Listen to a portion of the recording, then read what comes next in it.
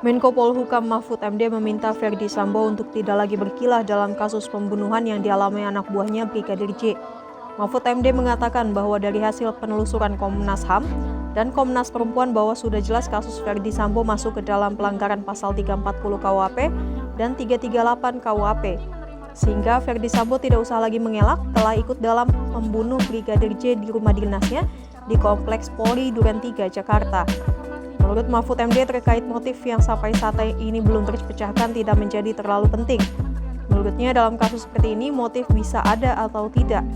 Namun terkadang di persidangan hakim memang kerap menanyakan motif untuk memastikan terdakwa alami gangguan jiwa atau melakukannya secara sadar. Mahfud MD juga memastikan bahwa kasus itu akan segera ke pengadilan. Dia juga menepis berkas Ferdy Sambo bolak-balik di meja jaksa dan penyidik.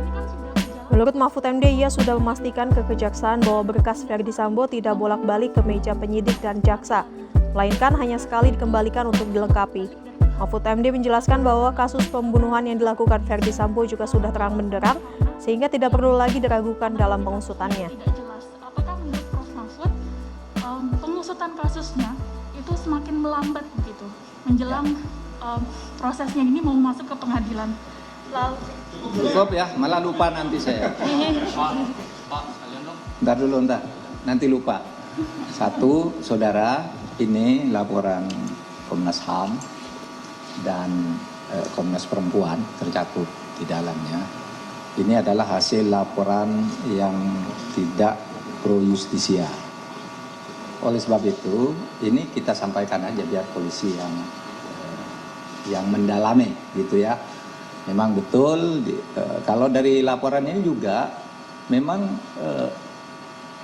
sudah jelas tuh perencanaan pembunuhan pasal 340 dan 38, sehingga kalau Sambo itu tidak bisa mengelak. Nah, soal motif itu tidak harus ada, tapi boleh ada juga. Kadang-kadang kan hakim ingin tahu juga, karena kan motif itu apakah pelakunya ini orang sehat atau orang gila kan gitu.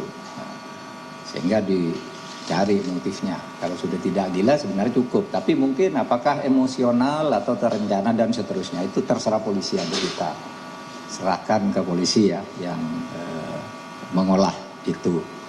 Dan polisi kan tahu yang mana yang harus didalami, mana yang tidak. Saya juga sudah koordinasi dengan polisi tentang ini semua. Kemudian langkah-langkah perbaikan yang disampaikan oleh Komnas HAM kan jalan. Ya, saya sudah koordinasi dengan Kapolri dan Kapolri juga sudah melakukan langkah-langkah awal untuk menghentikan segala sesuatu yang tidak tepat, tidak boleh terjadi di Polri. Kemudian nanti itu akan dilembagakan. Pencegahan itu nanti akan dibuat di dalam sebuah mekanisme yang normal di dalam peraturan-peraturan dan kebijakan Polri. Sekarang dihentikan sudah gitu. Dalam banyak kasus yang disebut itu sudah mulai dihentikan. Dan saya kira kita harus optimis juga, harus punya prasangka baik ya, bahwa Polri itu sebenarnya kalau mau jujur kan sudah on the track ya ini kasus ini. Mulai dulu Sambo sampai sebulan mengelak, mengecoh, tapi aspirasi masyarakat menghendaki lain karena punya bukti-bukti dan logika lain, lalu Kapolri terima itu semua. Diotopsi ulang, oke. Mau dipisah, dikosongkan dari orang-orang divisi Propam Duren 3, oke. Lalu kemudian pengakuan Barada muncul, kemudian mentersangkakan Sambo dan kawan-kawan yang kalau tidak salah jumlahnya sekarang sudah ada 12 ya.